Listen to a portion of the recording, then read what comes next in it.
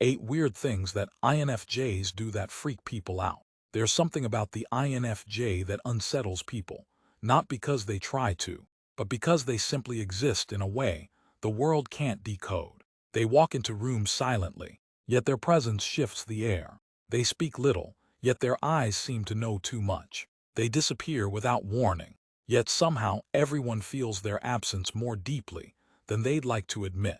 The INFJ doesn't intend to scare anyone, but their energy, layered, intuitive, unpredictable, exposes the truth people try to bury. And when that happens, people start to feel nervous, even afraid.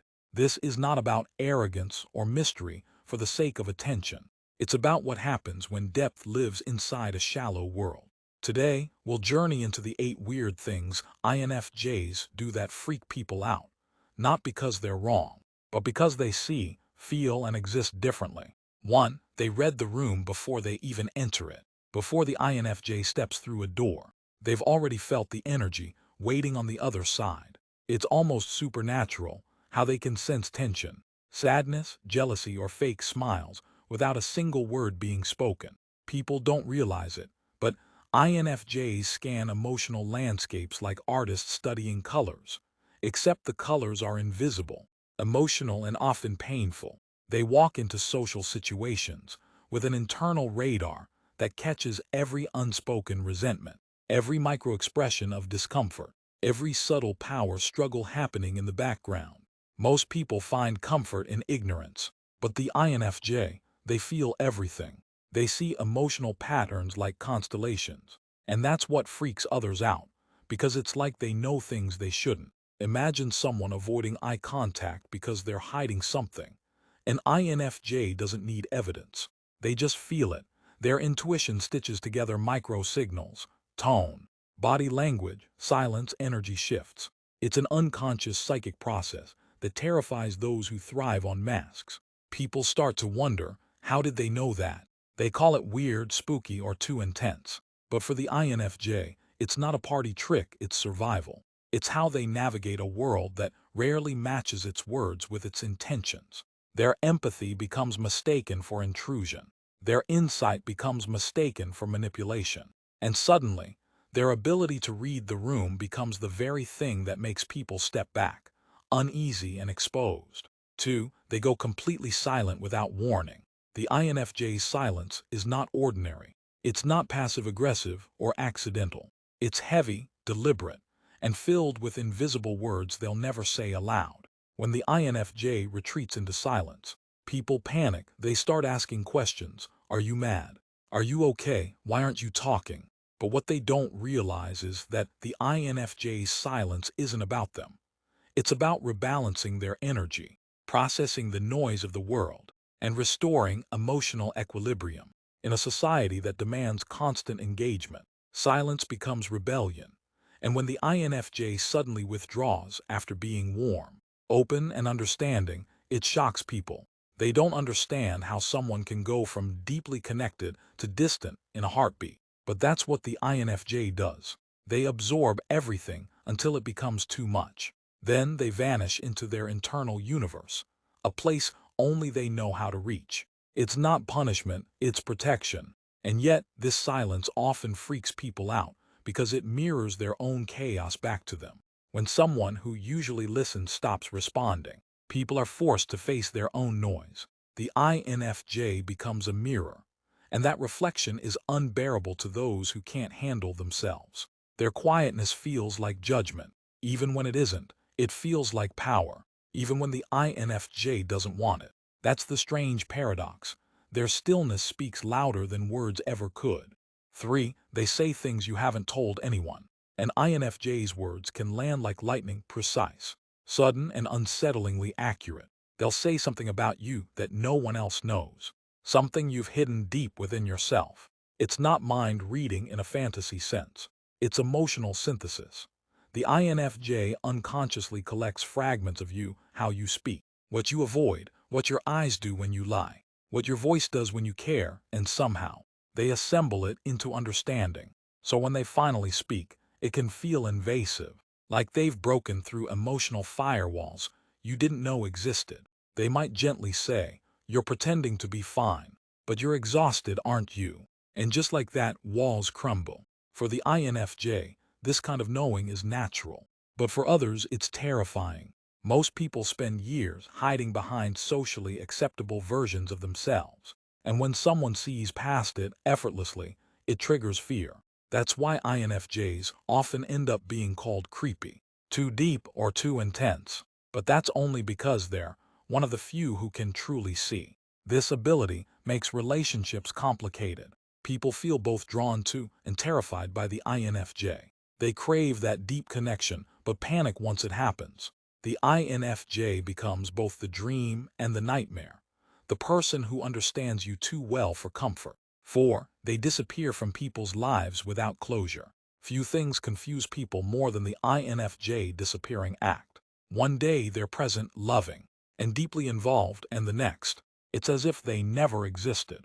No explanation, no goodbye, just silence. What others don't see is the buildup, the quiet moments when the INFJ starts feeling unseen, drained, or emotionally manipulated. They notice the shift long before anyone else does. And when they decide it's over, it's not impulsive, it's inevitable. This vanishing freaks people out because it feels cold.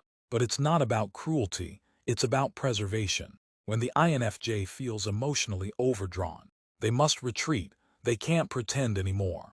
They can't force themselves to stay in spaces that dishonor their energy. To outsiders, it's ghosting. To the INFJ, it's liberation. The INFJ cuts ties quietly because they've already said goodbye in their heart long before they physically walk away. Their exit is surgical, calm, emotionless, and final. And that confuses people who thought emotional bonds meant permanence. What they don't realize is that INFJs grieve silently before they leave. They replay every memory, every word, every subtle betrayal.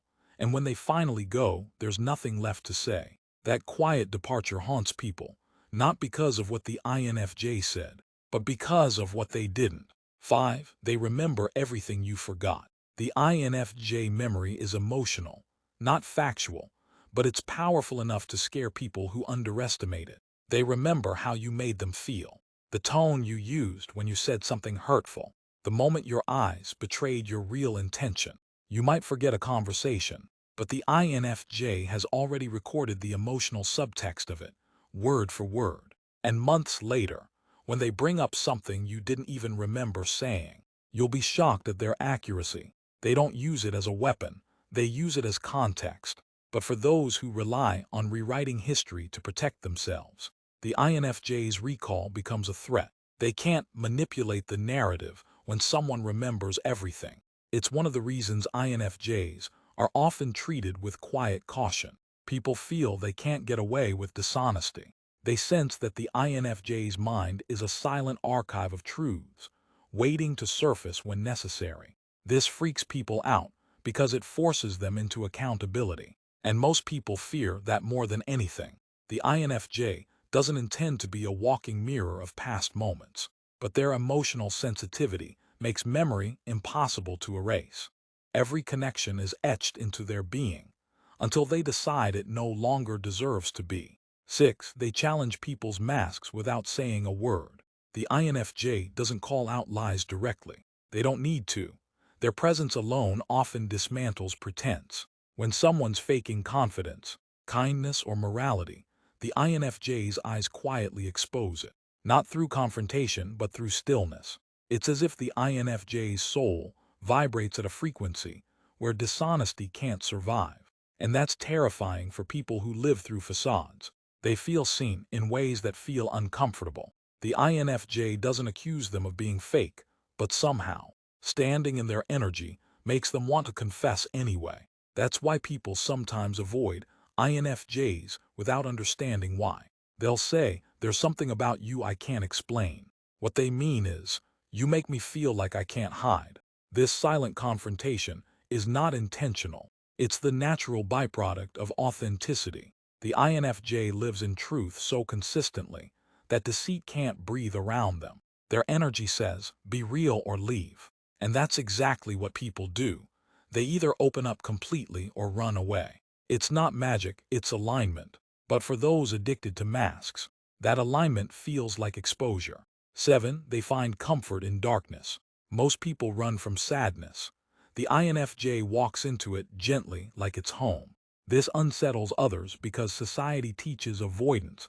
Distract yourself. Smile, move on. But the INFJ doesn't play that game. They'll sit in emotional pain, analyze it, transform it, and emerge stronger. People see this and mistake it for morbidity or pessimism. They say you think too much, or you're too emotional. But what they don't understand is that the INFJ isn't chasing pain, they're understanding it. They see beauty in brokenness. They find meaning in loss. They can talk about grief, death, and trauma with calm eyes, because they've made peace with shadows most people fear to face. That calmness freaks people out. They expect discomfort, denial, or distraction. Instead, they find the INFJ grounded, present, compassionate. This is the INFJ paradox. Their empathy for darkness is not weakness, but wisdom. They've learned that healing begins in places most people refuse to look. 8. They love without explaining how they love. INFJ love doesn't make sense to most people. It's deep, protective, and silent. They don't say, "I love you" often. They show it through listening, remembering, sacrificing, and understanding in ways that feel supernatural. But that depth of love unsettles people who are used to surface-level affection. It's overwhelming to be loved by someone who sees your soul and still chooses you. They can't handle how the INFJ's love feels both eternal and unreachable, as if they're being loved by someone who exists in two worlds, the physical and the spiritual. And when the INFJ finally withdraws that love, when they decide to stop giving, it feels like the world turns cold. People can't explain why their absence hurts so much.